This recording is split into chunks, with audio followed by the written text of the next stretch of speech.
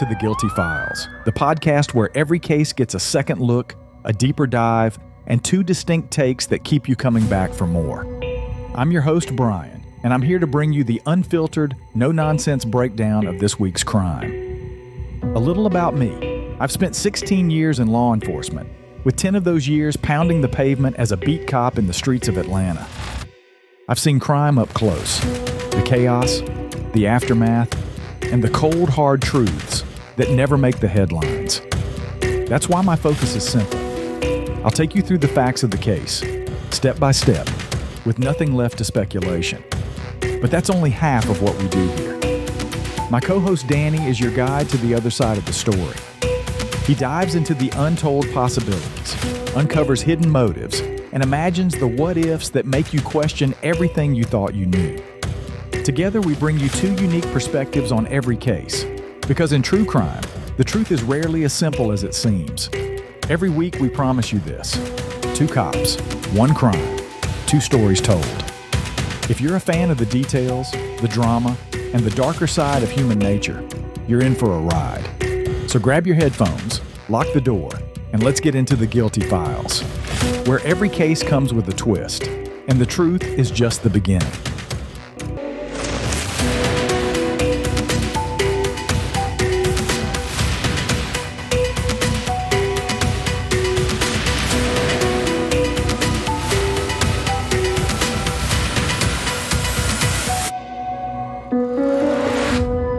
Jeffrey Lionel Dahmer was born on May 21, 1960, in Milwaukee, Wisconsin.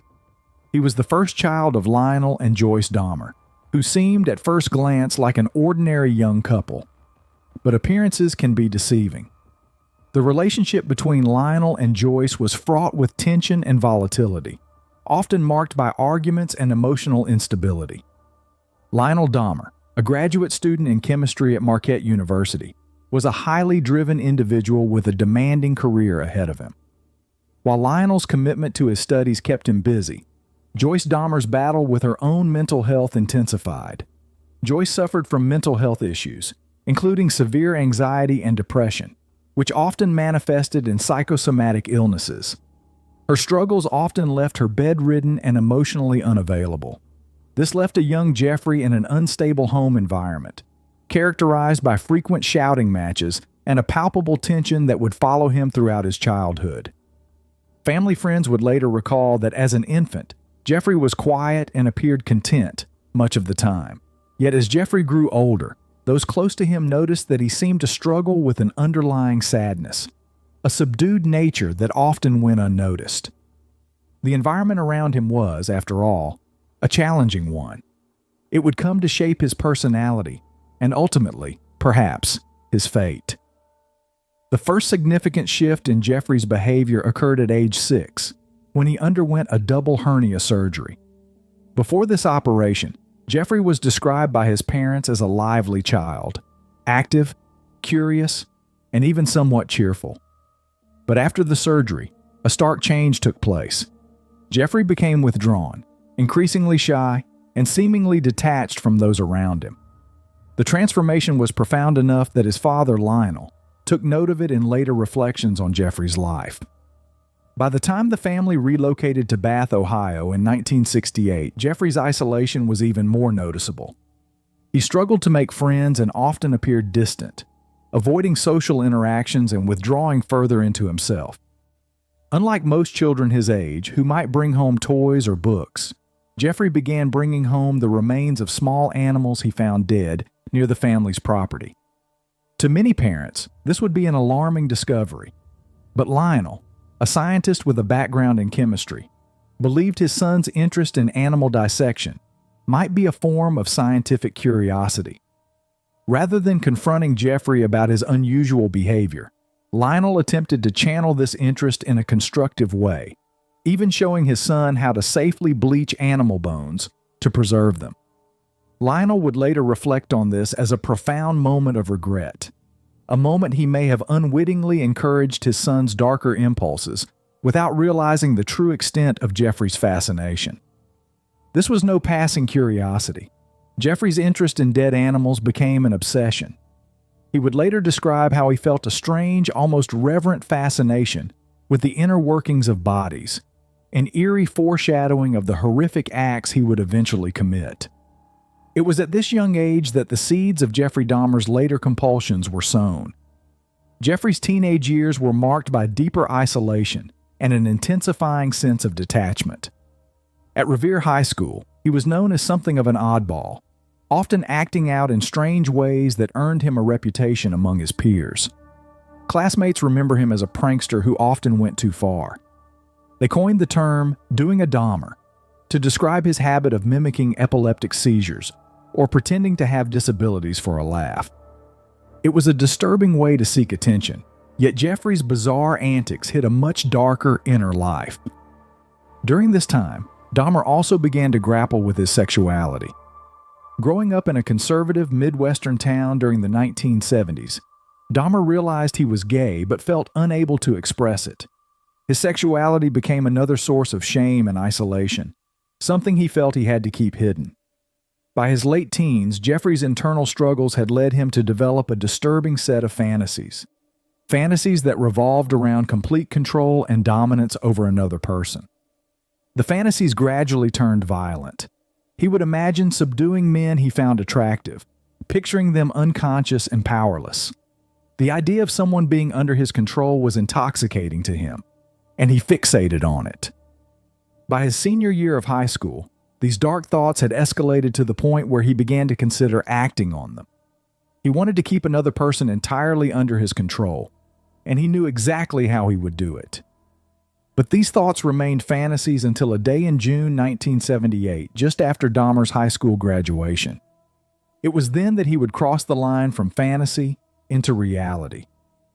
In the summer of 1978, Jeffrey Dahmer's parents finalized their divorce. His father had moved out, and his mother had taken his younger brother David to live with her, leaving Jeffrey alone in the family's Ohio home. With no one around, Jeffrey had free rein to act on his dark impulses, and that is precisely what he did. On June 18, 1978, Jeffrey spotted 18-year-old Stephen Hicks hitchhiking along the road. Dahmer found himself inexplicably drawn to Hicks, who represented everything Dahmer's fantasies had been building toward. He pulled over and offered Hicks a ride, using the promise of beer and companionship to persuade him to come back to his home. Once they were there, Dahmer and Hicks drank together for a while, but when Hicks eventually indicated he wanted to leave, Dahmer panicked. He couldn't let Hicks go. He wanted to keep him, permanently. As Hicks turned to go, Dahmer grabbed a dumbbell and bludgeoned him from behind. Once Hicks was subdued, Dahmer strangled him to death. The immediate aftermath left Dahmer in shock. He had done what he'd fantasized about for years, but now he faced the daunting task of hiding the evidence. Dahmer would later describe this as the point of no return. He dragged Hicks' body to the basement and methodically dismembered it, eventually disposing of the remains by scattering bones around the yard and discarding other body parts in garbage bags. For several years, this murder would remain Dahmer's only confirmed killing. Yet the memory lingered, simmering just beneath the surface, a constant reminder of his darkest desires. Following the murder of Stephen Hicks, Dahmer attempted to return to a semblance of normal life, though the act of killing had profoundly affected him. He soon left Ohio to attend Ohio State University, but he was already deeply troubled by alcoholism, a habit he'd developed in high school to numb his inner turmoil. At Ohio State, Dahmer's drinking spiraled further out of control, impacting his performance and behavior. He frequently missed classes, performed poorly on assignments, and eventually dropped out after only one semester. His father, Lionel, was frustrated by his son's lack of ambition and direction, but he did what he could to support Jeffrey, hoping structure might curb his increasingly concerning behavior. In 1979, Lionel encouraged Jeffrey to join the Army. Jeffrey agreed, hoping a change of scenery might allow him to escape his inner demons. He enlisted as a medic, completing basic training and being stationed in Germany. Initially, Dahmer performed his duties well, but his drinking once again got the better of him. His military career, like his stint in college, ended in failure. By early 1981, he was discharged for alcohol-related reasons. returning once again to Ohio, where his dark impulses would resurface, leading him down a path that would ultimately culminate in one of the most notorious killing sprees in American history. After his discharge from the Army in 1981, Jeffrey Dahmer returned to Ohio, carrying with him a cloud of failure and disappointment.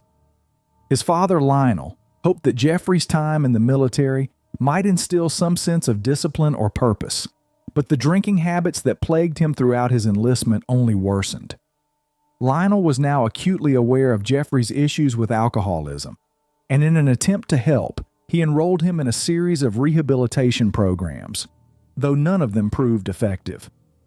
Within months of his return, Dahmer's drinking had become so severe that Lionel felt he had no other option but to send him to live with his grandmother in West Allis, Wisconsin, a suburb of Milwaukee. Lionel believed that this relocation might offer Jeffrey a fresh start, away from the influence of old friends and familiar haunts. In West Allis, Dahmer's grandmother welcomed him with open arms, providing a sense of stability and family support that had been lacking in his life.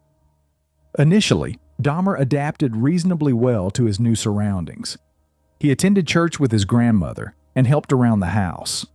His family noted that he seemed to be making an effort to better himself. Yet beneath this surface-level calm, Dahmer's inner turmoil remained unresolved. The trauma of his first murder, the killing of Stephen Hicks, was always at the forefront of his mind, fueling an unquenchable desire that he could not escape. Though he continued to repress these feelings, they would soon erupt in increasingly disturbing ways. In 1982, Dahmer's alcohol-fueled behavior began to attract the attention of law enforcement.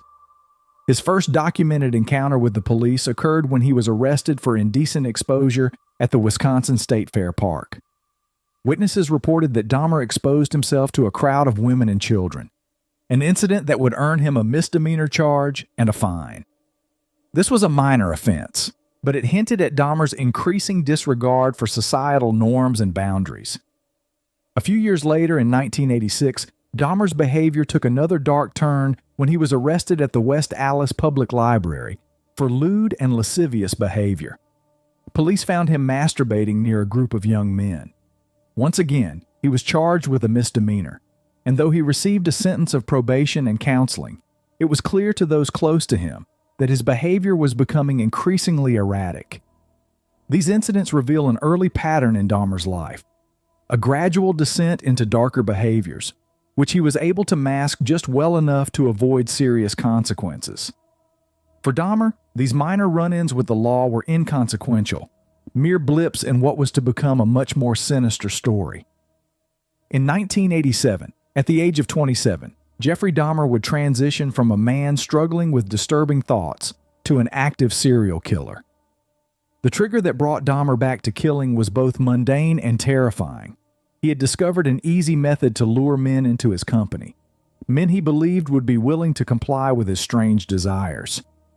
Dahmer began frequenting gay bars and bathhouses in the Milwaukee area, places where he felt he could meet men who might be open to spending time alone with him. For Dahmer, who had long felt isolated and unable to connect with others, these places offered an outlet where he could meet people without the expectations of a conventional relationship.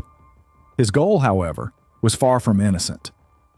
On November 20th, 1987, Dahmer met 25-year-old Stephen Toomey at Club 219, a popular gay bar in Milwaukee. Dahmer was immediately drawn to Toomey, and the two of them ended up going back to a room at the Ambassador Hotel. Dahmer's plan, initially, was simply to enjoy Toomey's company in a semi-conscious state. But once they were alone in the hotel room, Dahmer's darker impulses took over. In a blackout that Dahmer claimed he could not fully remember, he brutally killed Toomey. The following morning, Dahmer awoke to find Toomey's lifeless body beside him, his chest bruised and bloody. Faced with the reality of what he had done, Dahmer panicked. He rented a large suitcase, placed Toomey's body inside, and transported it back to his grandmother's house.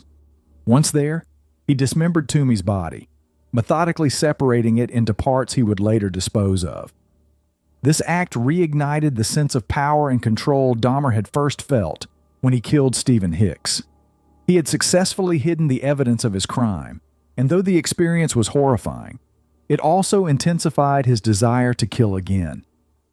In early 1988, Dahmer met his third victim, James Doxtator, a 14-year-old who had run away from home. Dahmer approached Doxtator near a bus stop, offering him money in exchange for taking photos. Doxtator, desperate and in need of cash, accepted the offer, unaware of Dahmer's true intentions. Back at Dahmer's grandmother's house, he drugged and strangled the boy, disposing of his body in the same meticulous manner he had practiced with Toomey. The murder of Doxtator marked a further step in Dahmer's descent. By now, he had developed a routine. He would meet his victims in public places, offer them money or companionship, and then bring them back to his residence, where he could control them completely. He was also growing bolder, seemingly undeterred by the escalating violence of his actions. In March 1988, Dahmer met 22-year-old Richard Guerrero outside a bar. Dahmer used the same lure as before, offering Guerrero money to come home with him. Once they arrived, Dahmer drugged and strangled Guerrero, afterward dismembering his body and disposing of it with calculated precision. Guerrero's family would later report him missing, but Dahmer's efforts to cover his tracks were so effective that police had little to go on. By late 1988, Jeffrey Dahmer was actively searching for victims. His obsession with control and death had grown so powerful that he could no longer contain it within the confines of his grandmother's home. His father, Lionel, who still held out hope that his son might turn his life around, had encouraged Jeffrey to find his own apartment, thinking that living independently might improve his behavior. Dahmer moved into a modest apartment at 808 North 24th Street in Milwaukee, a place that would soon become infamous as the site of unspeakable horrors. With his own apartment and complete privacy, Dahmer was now free to indulge his murderous impulses without fear of discovery. He began bringing more men back to his apartment, perfecting his method of incapacitating them with drugged drinks before strangling them. His techniques became increasingly refined as he learned how to dismember and dispose of his victims' remains without leaving a trace. In March 1989, Dahmer met 24-year-old Anthony Sears, an aspiring model, at a gay bar. The two hit it off, and Dahmer invited Sears back to his apartment. Once there, Dahmer followed his usual pattern, drugging and strangling Sears. But in this instance, Dahmer did something different. He decided to keep some of Sears' body parts, specifically his skull and genitals, which he preserved and stored in his apartment. This was a turning point in Dahmer's psychological state. The trophies he kept gave him a sense of power, a reminder of the control he had exerted over another person.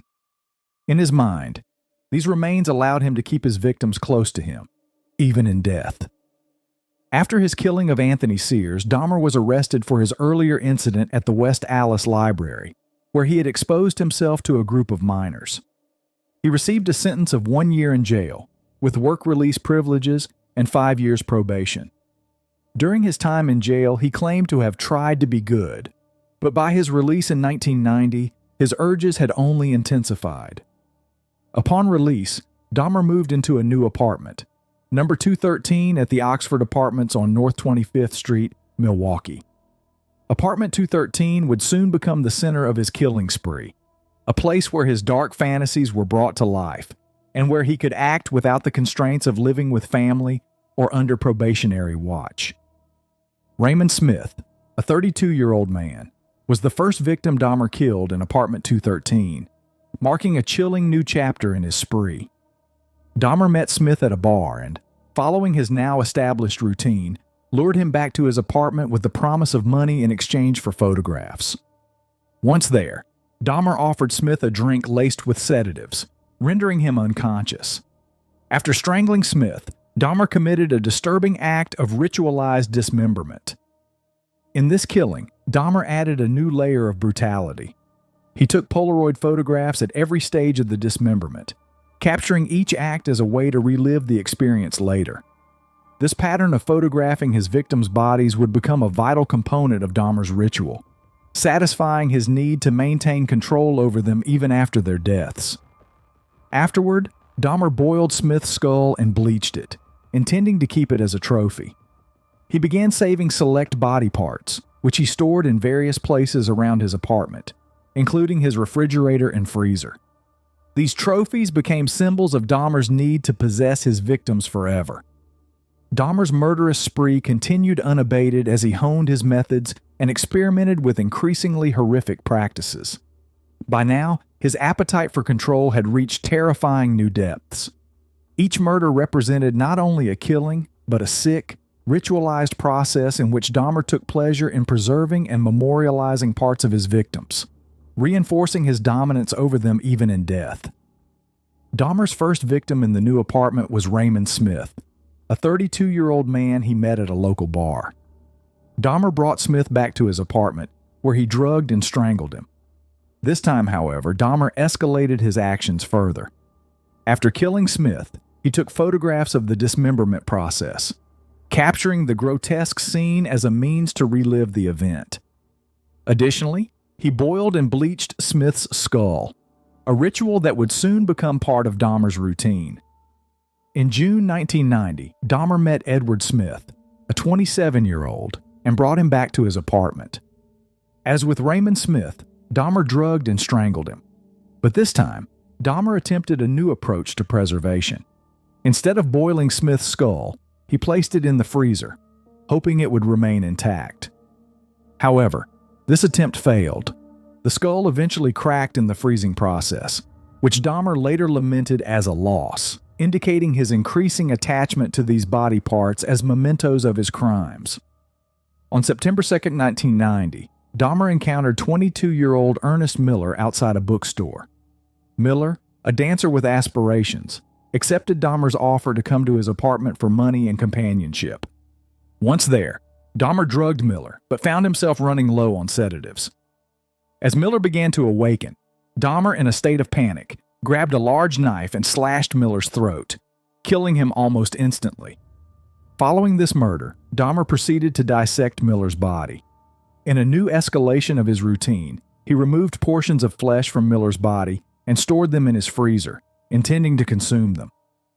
This marked the beginning of Dahmer's cannibalistic acts, as he believed that by eating parts of his victims, he could make them a permanent part of himself, a twisted attempt to satisfy his overwhelming need for control and connection. Dahmer would later confess that consuming his victims' flesh gave him a sense of ownership over them. Later that month, Dahmer met 22-year-old David Thomas, who also accompanied him back to the apartment. Following the now predictable pattern, Dahmer drugged Thomas. But something unexpected happened. Dahmer realized he was not as physically attracted to Thomas as he had been to his previous victims. Nevertheless, feeling a compulsion to follow through with his ritual, he killed Thomas and dismembered his body. Unlike his other victims, Dahmer didn't keep any of Thomas's remains, though he took photographs throughout the dismemberment process. Thomas's murder underscored a disturbing shift in Dahmer's psyche. His actions were no longer entirely about attraction, but rather the sheer act of domination and the gratification he derived from the process of killing and dismemberment.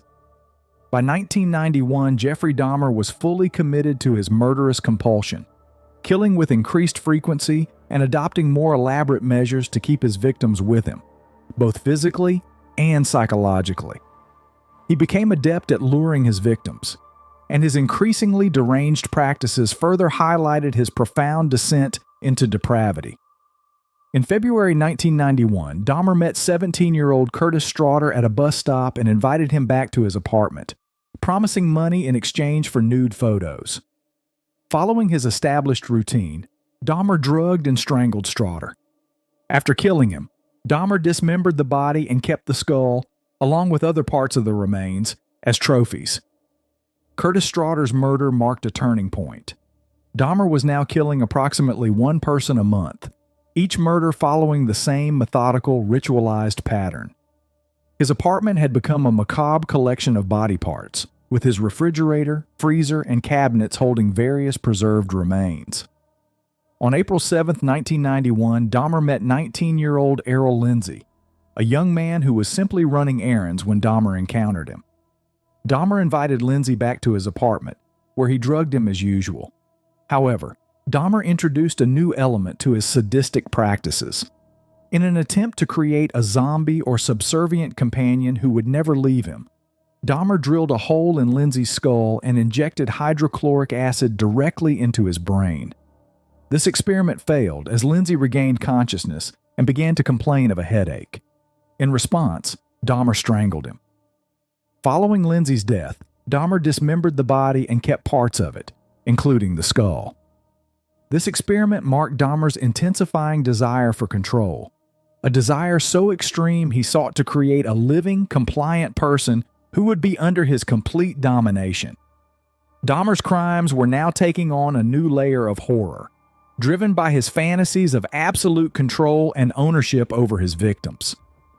In May 1991, Dahmer's actions drew closer to public exposure in a case that would haunt law enforcement and the community for years to come. Dahmer encountered 14-year-old Konorak Synthasamphone, the younger brother of a boy Dahmer had molested 3 years earlier.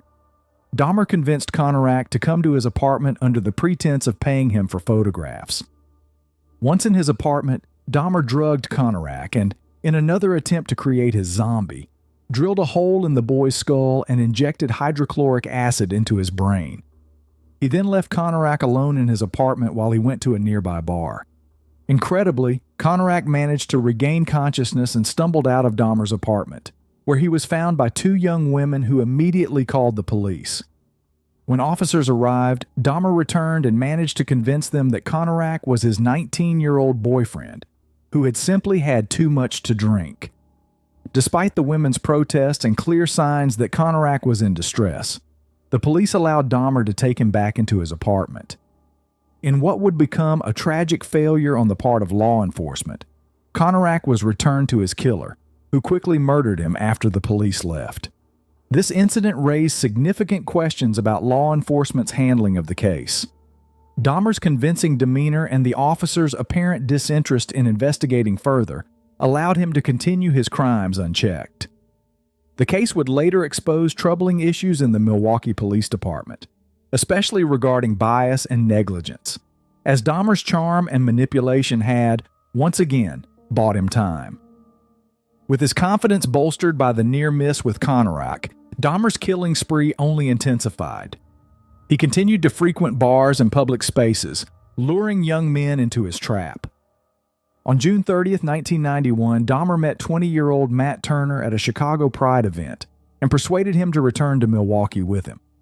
Dahmer strangled Turner, dismembered him, and stored various body parts in his apartment, keeping the skull as a trophy. Dahmer's methods remained as cold and calculated as ever, with Turner's murder adding to his growing collection of human remains. Less than a week after Turner's murder, Dahmer met 23-year-old Jeremiah Weinberger in Chicago. He convinced Weinberger to travel back to Milwaukee, where he drugged and injected boiling water into his brain, a new and horrific variation on his zombie experiment. Weinberger briefly regained consciousness, but succumbed to the torture. Dahmer disposed of Weinberger's body with the same dispassionate efficiency, keeping select remains for later. On July 15, 1991, Dahmer encountered 24-year-old Oliver Lacey, another Milwaukee resident. Lacey, an aspiring bodybuilder and family man, crossed paths with Dahmer on the streets of Milwaukee, and Dahmer offered him money to come back to his apartment for nude photographs. Lacey accepted, unaware that he was walking into the home of a serial killer. After luring him to his apartment, Dahmer drugged, strangled, and dismembered him. However, Lacey's death took on a more disturbing aspect. It was the first time Dahmer engaged in cannibalism. Dahmer dismembered Lacey's body and stored his heart in the refrigerator, with plans to consume it later. For Dahmer, cannibalism represented the ultimate form of control and possession.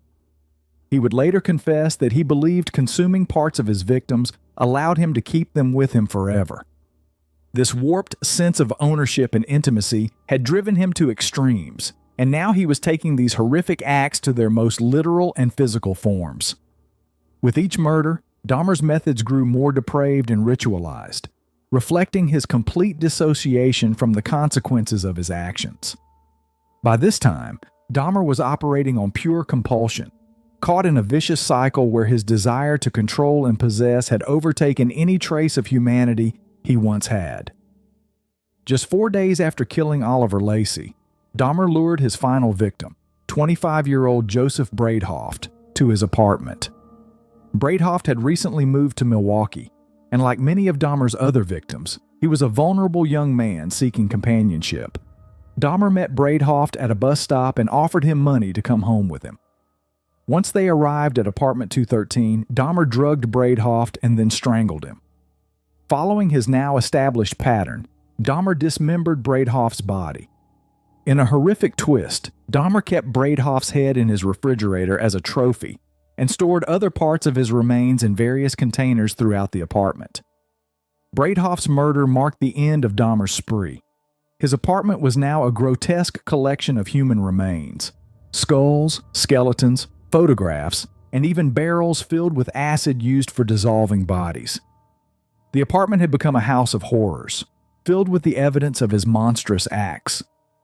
On July 22, 1991, just days after Bradehoft's murder, Dahmer's crimes came to an abrupt end thanks to a chance encounter that finally exposed his horrifying secret to the world. That evening, Dahmer met Tracy Edwards, a 32-year-old man who, like his previous victims, was offered money in exchange for coming back to Dahmer's apartment. Once inside, Dahmer's intentions became clear to Edwards. Dahmer attempted to handcuff Edwards, managing to secure one wrist before Edwards began to resist. Sensing the imminent danger, Edwards tried to keep Dahmer calm, waiting for an opportunity to escape. As the two men sat in Dahmer's apartment, Edwards noticed a strange smell and a large barrel in the corner of the room. Dahmer eventually brandished a knife, but Edwards, sensing his life was in imminent danger, seized a moment of distraction to punch Dahmer and flee the apartment. Running down the street, Edwards flagged down two Milwaukee police officers and led them back to Dahmer's residence, desperate to put distance between himself and his would-be killer. When the officers entered apartment 213, they were unprepared for the nightmare awaiting them. At first glance, they noticed the strange smell Edwards had described, but it wasn't until they spotted photographs of dismembered bodies that they realized the scale of Dahmer's crimes. These Polaroids, depicting the mutilation of Dahmer's victims, provided indisputable evidence that the man they had detained was responsible for a series of horrific murders. As officers searched the apartment, they discovered various body parts stored in the refrigerator and freezer, including human heads and hearts. The barrel Edwards had seen was filled with acid, used by Dahmer to dissolve the remains of his victims. It quickly became clear that this was more than a single murder investigation. This was the discovery of a serial killer whose crimes were unlike anything the city had ever witnessed. The discovery of Dahmer's crimes sent shockwaves through Milwaukee and quickly captured the attention of the nation. Investigators soon realized that the contents of Dahmer's apartment told the story of a meticulously organized killer who had escalated his methods with each murder.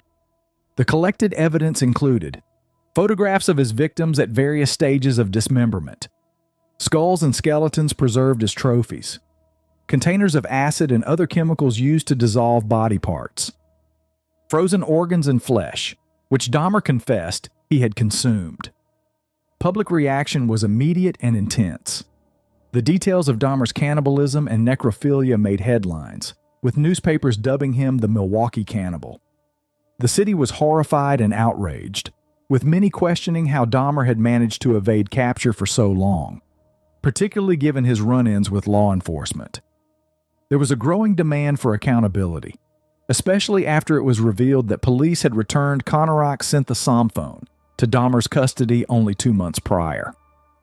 Jeffrey Dahmer's trial began in January 1992, and it was one of the most highly publicized court cases of the decade. Dahmer faced charges for 17 murders, and his legal team initially planned to plead insanity. They argued that Dahmer's acts of necrophilia, cannibalism, and attempts to create zombies were signs of severe mental illness, evidence that he could not distinguish between right and wrong. However, the prosecution maintained that Dahmer was fully aware of his actions and had carefully planned each murder. His ability to lure victims, dismember them, and keep body parts as trophies indicated that he understood the gravity of his crimes. The evidence, combined with Dahmer's own detailed confessions, painted the picture of a man who was, legally speaking, in full control of his actions. In February 1992, Dahmer was found guilty of all charges and sentenced to 15 consecutive life terms, amounting to 957 years in prison. Though Dahmer expressed remorse and accepted his sentence, his fate was sealed. He would spend the rest of his life in prison, a fitting end for a man who had inflicted so much pain and suffering on his victims and their families. In prison, Jeffrey Dahmer quickly became a notorious figure.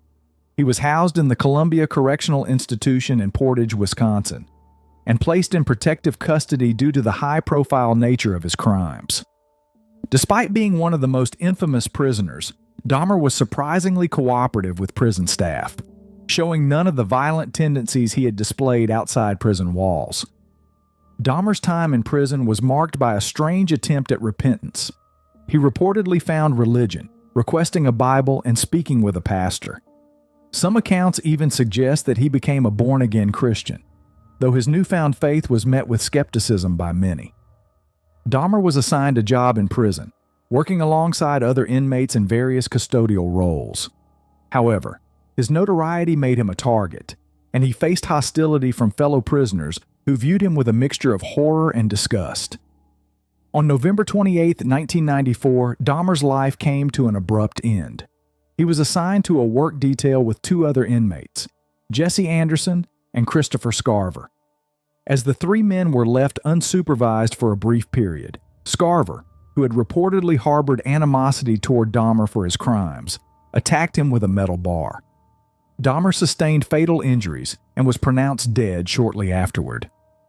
Jeffrey Dahmer's story remains one of the most disturbing and haunting tales in true crime history. His crimes were not only horrifying in their violence, but also deeply unsettling in their motivations. An obsessive need for control, companionship, and dominance over his victims that led him to commit unimaginable acts. The aftermath of Dahmer's arrest brought about significant introspection within the Milwaukee Police Department and raised important questions about how society and law enforcement handle cases involving marginalized communities. Dahmer's victims were primarily young men of color, many of whom were vulnerable and targeted for their perceived disposability. His case highlighted the systemic failures that allowed him to evade capture for so long, underscoring the need for better accountability and vigilance in preventing such horrors from happening again. Today, the memory of Jeffrey Dahmer's crimes endures, a grim reminder of the depths of human depravity. For the families of his victims, the pain and trauma remain, as do the memories of the lives cut tragically short. The legacy of Jeffrey Dahmer is a somber warning about the dangers that can lurk in society's shadows, and a call for ongoing efforts to protect the most vulnerable among us. That brings us to the end of this week's case file. A huge thanks to you, our listeners, for tuning in and making this all possible. Your curiosity, intrigue, and passion for true crime creates the space for us to tell these stories. When you listen, share, and engage with our content, you're the heartbeat of this show. So keep that guilty pleasure alive. Tell your friends, post about the show, and let us know your thoughts. We love hearing from you. Reach out to me anytime via email at Brian, BRIAN, at paranormalworldproductions.com. And don't forget, this episode was brought to you by the talented team at Paranormal World Production Studio. Their commitment to professional and high-quality storytelling is what makes the Guilty Files possible. Visit www.paranormalworldproductions.com to learn more about the show, the studio, and everything we're working on behind the scenes. We'll be back next week with more true crime, revisited and reimagined. You don't want to miss the next chapter of our storytelling journey. As always, keep exploring justice through fact and fiction. Thanks for listening to The Guilty Files, and until next time, stay suspicious, keep it guilty. Just be sure to keep your alibis airtight, and maybe delete your browser history.